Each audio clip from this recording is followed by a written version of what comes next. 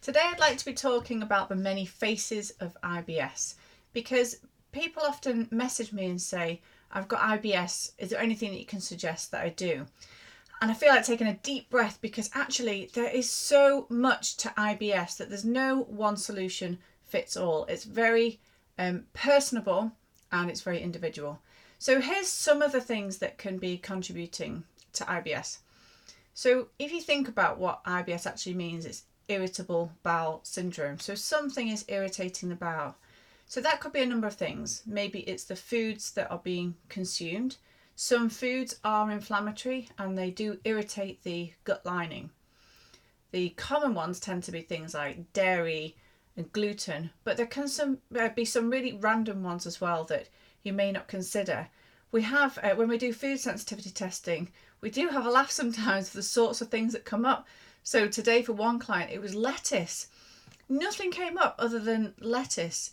But actually, that does contain latex compounds. So it can actually be quite inflammatory in certain people if they react to latex.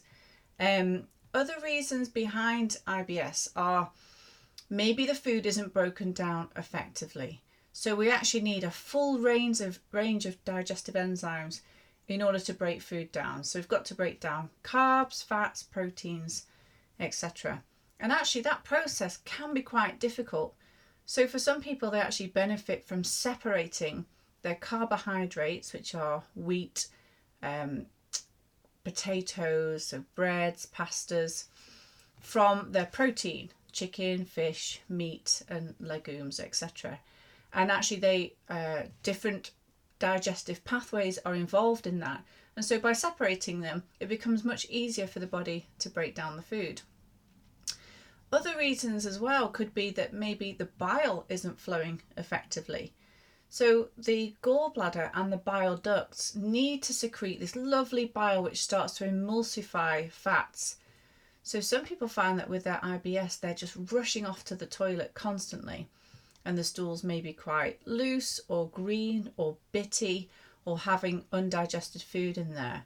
Some people can barely finish a meal before having to dash off, and generally that can be gallbladder issues.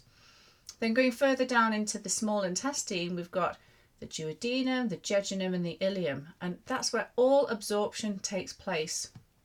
So all of that actually needs to be balanced. We need a nice healthy mucous membrane layer for that to work effectively.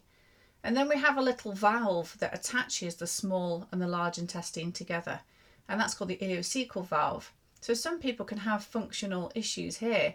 That valve may be faulty, just like at the top of the stomach. That valve may be faulty as well, so people are getting acids.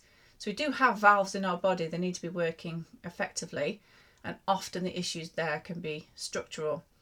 And then we've got the large intestine. So the large intestine is meters and meters long, and actually this is where all the absorption of the water takes place and we form a proper bowel movement. And the bowel movement needs to be soft, it needs to be easy to pass, but it shouldn't be urgent and in a rush. So within the large intestine, you're creating all of the B vitamins, and actually those B vitamins aid in the digestion of food.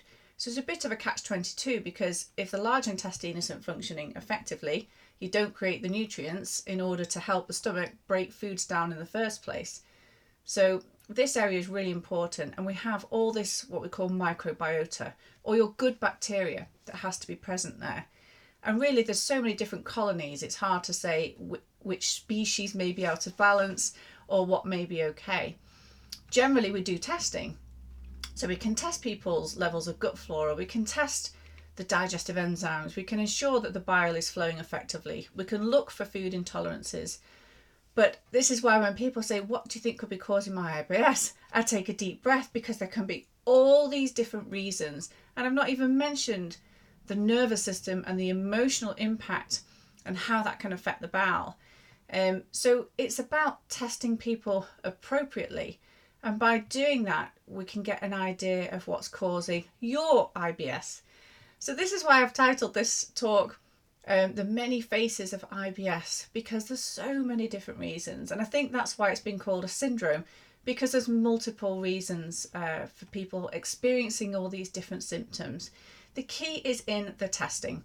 So I would suggest having appropriate testing, whether that's with me or not, or certainly a practitioner who can perhaps look at the bigger picture, because the bigger picture is looking at what you're eating, how you're feeling, how your meals are combined, what's happening with the gut flora, and it's putting all the pieces together. So it's your personal jigsaw.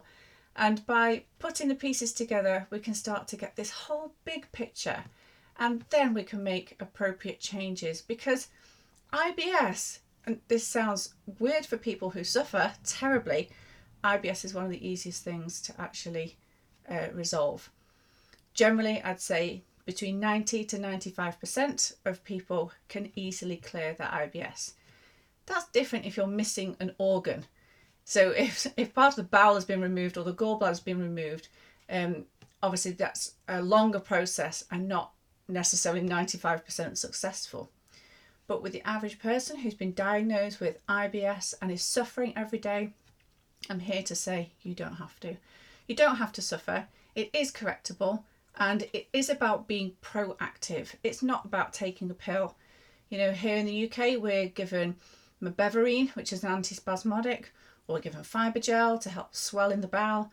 But these aren't really solutions. These are, I guess, band-aids or sticking plasters, because the solution really is so individual for each person. So my thoughts are, find out what your root cause is and let's address it together.